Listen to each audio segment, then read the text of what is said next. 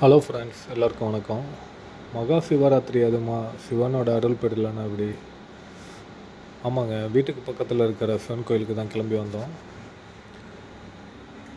கோயிலுக்கு வந்ததுமே பார்த்திங்கன்னா கண்ணுக்கு குளிர்ச்சியாக அவ்வளவு அழகாக லைட்டிங்கு தோரணை எல்லாமே கட்டி ரொம்ப அழகாக டெக்கரேட் பண்ணியிருந்தாங்க. கோயிலோட வெளி தோற்றத்தை பார்த்தோம் அப்படின்னாலே ரோட்டில் போகிறவங்க கூட கண்டிப்பாக கோயிலில் போய் சாமி கும்பிட்டு வரணும் அப்படிங்கிற மாதிரி இருந்துச்சு. சரி, கோயிலுக்குள்ளே போகலாம் அப்படின்ட்டு உள்ளே வந்து பார்த்தா மக்கள் கூட்டம் அதிகமாக இருந்ததுங்க. எல்லாத்தையும் கொஞ்சம் கொஞ்சம் பேராக தான் உள்ளே விட்டாங்க.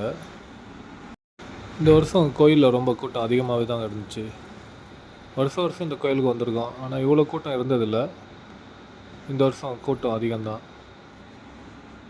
கொஞ்சம் கொஞ்சமாக நான் வந்து உள்ள கோயிலுக்குள்ளே வந்து பார்த்தா அங்கே 3 லைன் க்யூவில் நின்றுச்சு. சிவனை கண்டிப்பாக வணங்கியே ஆகணும் அப்படின்னு முடிவு பண்ணதுனால எவ்வளோ கூட்டமாக இருந்தாலும் பரவாயில்ல, பார்த்துக்கலாம் அப்படின்னு லைனில் நின்னோம். பெரியவங்க நமக்கு ஓகேங்க, ஆனால் அந்த பசங்களை வச்சுக்கிட்டு நம்ம அவங்கள சமாளிக்கிறது ரொம்ப கஷ்டங்க. அவங்கள சமாளிக்கணுன்னா நம்ம லைனில் நின்னோம்னா சத்தியமாக முடியாதுங்க. அதாங்க, நானும் ஜீவனும் தனியாக வந்துட்டோம். அவனை சமாளிக்கணுன்னா அங்கே இங்கே நடந்துக்கிட்டே இருந்தால் தான் சமாளிக்க முடியும். சரி, அப்படியே வந்தோம். சாமி கும்பிட்டுட்டு அங்கே தீபம்லாம் ஏற்றிட்டு இருந்தாங்க, அதையும் பார்த்துட்டு கோயில் உள்ளே போயிட்டு இருந்தாங்க. அந்த க்யூ வரிசையை நின்று எட்டி பார்த்துட்டு இருந்தோம். எங்கே நம்மளையும் உள்ளே விட்டுருவாங்களோ அப்படின்னு ஒரு ஆசையில் நின்றுட்டு இருந்தோம். சரி, கையில் குழந்த வர வச்சுருக்காங்களே அப்படின்னு நம்மளையும் லைனில் விட்டுட்டாங்க. ஜீவனால் நான் உள்ளே போய் சீக்கிரமாக சாமி கும்பிட்டுட்டு வெளியில் வந்துட்டேன். சரி, அவங்க வரட்டுமே அப்படின்னு உள்ள கோயிலே கொஞ்சம் நேரம் வெயிட் பண்ணிகிட்டு இருந்தோம், நானும் ஜீவனும். அதுக்குள்ளே அங்கே இருந்த சிலைகள் சாமி எல்லாத்தையுமே ஜீவன் வரிசையாக பார்த்துட்டு இருந்தான். இல்லை, பிள்ளையார்கிட்ட போய் வேண்டிகிட்டு சாமி கும்பிட்டுட்டு வந்தான்.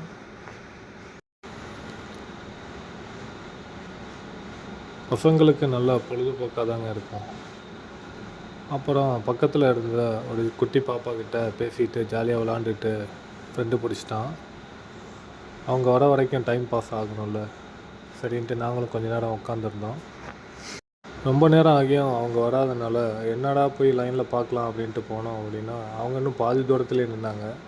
ஏன்னா கூட்டம் அதிகமாகவே இருந்துச்சு. நிறைய பேர் சைடில் போய் சாமி கும்பிட்டுட்டு வெளில வந்துட்டாங்க. ஆனால் அவங்க லைன்லேயே கொஞ்சம் கொஞ்சமாக நகர்ந்து வந்து சாமி கும்பிட்றதுக்காக நின்றுட்டு இருந்தாங்க. நாங்கள் சாமி கும்பிட்டுட்டு வெளியில் வந்தோம் அப்படின்னா இசை கச்சேரி நடந்துட்டு இருந்தது. சரி, கொஞ்சம் நேரம் கேட்போம் அப்படின்னு கேட்டுட்டு அன்னதானம் கொடுக்க ஆரம்பித்தாங்க. சரி, கோயில் பிரசாதம் ஆச்சு, போய் சாப்பிடுவோம் அப்படின்னு வரிசையில் நின்று நானும் ஜீவனும் கோயில் பிரசாதம் வாங்கினோம்.